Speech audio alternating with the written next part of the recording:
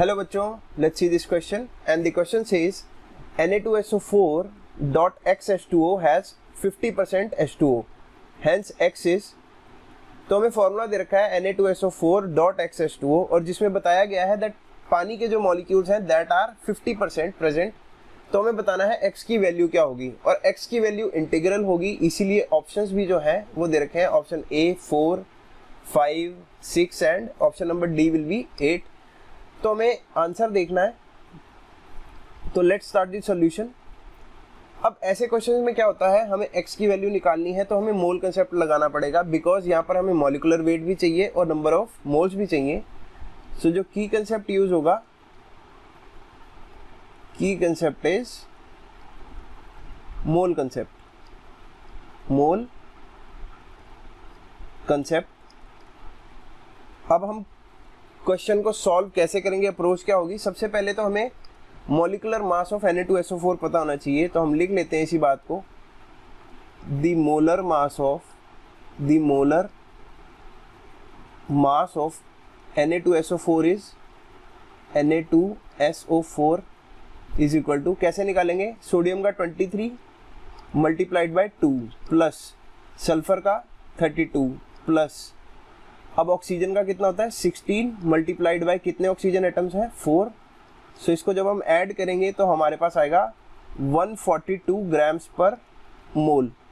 Grams पर मोल क्यों, because एक मोल का जो वेट है that is equal to 142 grams.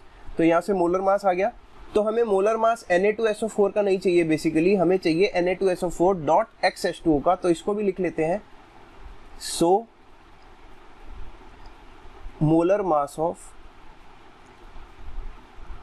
Na2SO4 dot XH2O will be, देखो Na2SO4 का तो निकाल लिया, that is equal to 142 plus X molecules of water हैं तो X multiplied by water molecule का वेट कितना होता है 18, so that will be equal to 142 plus 18X। अब ये भी किस में आएगा, ग्राम्स पर मोल में, तो चाहो तो इसको भी लिख लो, बिकॉज ये मोलर मास है तो ये भी आएगा ग्राम्स पर मोल में। अब बोलता क्या है कि वाटर प्रेजेंट इज 50%, तो लिख लो इसी बात को, since 50% of water is present, 50% of water या बेसिकली H2O दे रखा है इज प्रेजेंट। तो यहां से हम इक्वेट कर सकते हैं, ये टोटल वेट है तो इसका 50% क्या हो जाएगा, इसका आधा।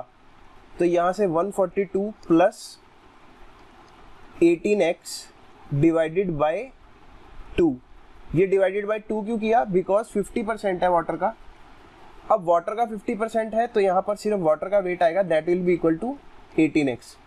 दोबारा से समझो, इस पूरे मॉलिक्यूल में 18X जो है अमाउंट वो वाटर का है, तो हमने 18X लिख लिया और गिवन भी है कि वो कितना है 50% ऑफ द टोटल वेट, तो हमने टोटल वेट लिखा डिवाइडेड बाय 2 कर दिया because it is 50%।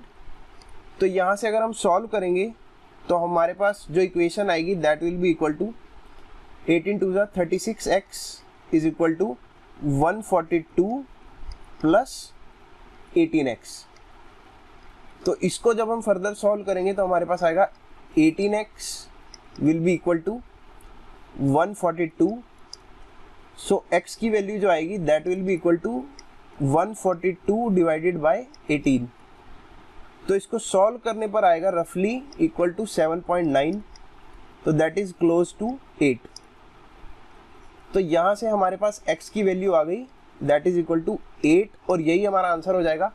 So the correct option will be option number D। बहुत इजी क्वेश्चन था, I hope you understood it. Best of luck.